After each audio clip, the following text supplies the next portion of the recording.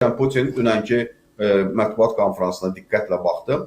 Orada hətta bir belə deyək də sistem elədi ki, mən Trumpdan heç gözləməzdim. Neft sektoruna qarşı çox sərt sanksiyalar qoydu və nəticə etibarilə doğrudan da bugün Rusiya nefti təsəvvür edin ki, oktyabr ayının ortasından bəri, ayın təqribən 9-undan bəri, hətta bir aydan çoxdur, ay yarıma yaxındır ki, o 35-36 dollara satılır. Yəni bu Rusiya üçün böyük zərbə. Lukoil və Rosneft Rusiyanın ana damarlarıdır, şah damarlarıdır, hər iki şirkət. Onlara qarşı olan sanksiyalar Rusiya neftini demək olar ki, xeyli dərəcədə ucuzlaşdırır. Paralel olaraq Ukrayna tərəfinə də təzyiqlər oldu və bu skandalın, bu korrupsiya araşdırmasının ilkin səs yazıları və video görüntüləri yayıldı. Bir neçə həftə bundan öncə. Sizin verilişdə də siz də bunu müzakirə elədiniz. Yəni o video görüntülər, o belə qutularda olan dollarlar, avrolar, çantalarda olan və nəticə etibarilə Zelenski hökumətinin 2 naziri istefa vermək məcburiyyətində qaldı və başqa insanların da adları keçdi. Zelenskinin yaxın ətrafında olan. Bunlardan da ən vacibi Medic. Ona görə də bu skandalın adı Medic Gate skandalı deyirlər. O İran Gate, Walter Gate skandallarına uyğun olaraq. Kimdir bu da? Bu Medic kimdir? Bu Zelenskinin gənclik dostudur. Uzun illərə söykənən bir dostluq münasibətləri var. Və məşhur Kvartal 95 layihəsi var idi də. Zelenskinin prezident olduğu serialı çəkən, Kvartal 95 kanalını açan, humoristik verilişlər çəkən. Bax, həmin o Kvartal 95-in 2 təsisçisi var idi. Daha doğrusu bir neçə təsisçisi var idi. Bunlardan ikisi Zelenski və Medici. Yəni Zelenski və Medici Kvartal 95-in təsisçiləri olub.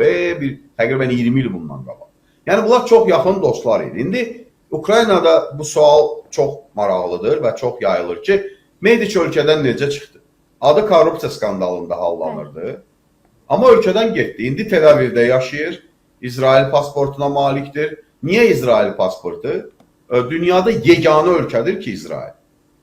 Öz vətəndaşını, pasportunu olan şəxsi heç bir, dünyanın ən pis cinayətlərində belə ittiham olunursa, öz ölkəsindən qırağa verir. İsrail öz vətəndaşını təhvil vermir, nöqtə. Hətta Amerikada bunu eləyir, zamanı gələndə eləyir, Britaniyada, Avropa Birliyidə, bütün ölkələrdə belə bir prosedurlar var. Bir İsraildir ki, qanunla qadağandır. Medici də oturub Tel Avivdə və qanun qarşısında cavab verməkdən qaçdı, necə deyərlər. Və bu da bir suallar yarattı. Və sonradan o məşhur 28 maddəli plan çıxdı ortalığa və o planın müzakirələri davam elədi və Cenevada o plan 19, sonradan isə bəzi məsələlər də artırılaraq 22 punkta çatdırıldı və çox maraqlıdır ki, bu danışıqların isti getdiyi bir vaxtda Yermak dünən açıqlama verdi. Bunu da çox diqqətə almaq lazımdır ki, Ukrayna heç bir güzəştə getməyəcək.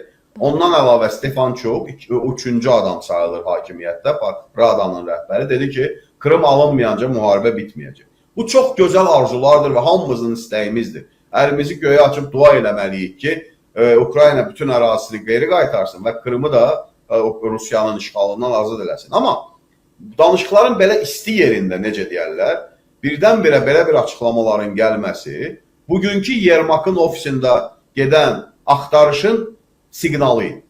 Yəni, dünən açıqlama verir ki, biz güzəştə getməyəcəyik, heç bir addım atılmayacaq.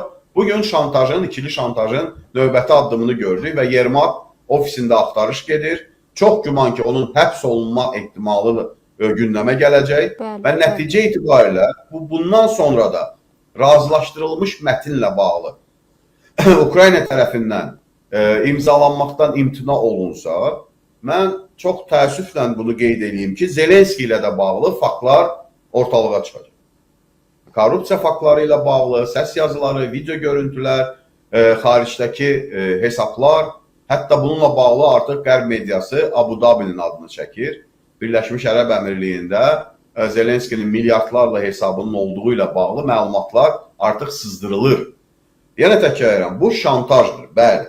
Amma indi siz Ukrayna ordusunu düşünün də, o qəhrəman insanları düşünün ki, 4 ilə yaxındır, Rus ayısı qabağında, işğalçı ordu qarşısında belə deyək də, həyatlarını qurban verib, 10 minlərlə insanı qurban verib döyüşürlər. Və onlar birdən xəbər alır ki, bunların bütün hakimiyyət orqanları korrupsiyanın içində.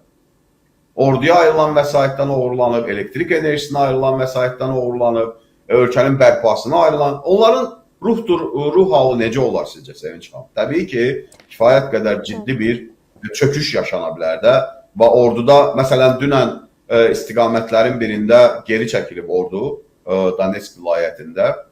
Bugün məlum olur ki, ordu komandiri və məhz bu korrupsiya faktlarını önə çəkərək öz əskərinə deyib ki, biz onlar üçün ölməyə hazır deyilik. Biz Ukrayna üçün ölməyə hazırıq. Onlar isə Ukrayna üçün yox, öz cibləri üçün yaşayıblar. Yəni, artıq orduda belə bax, bu tipli fikirlərin yayıldığının şahidi olur. Ona görə də mən düşünürəm ki, Yermakla bağlı məsələ Zelenskinin gələn həftə Amerika Birləşmiş Ştatlarına səfəri ilə bağlı.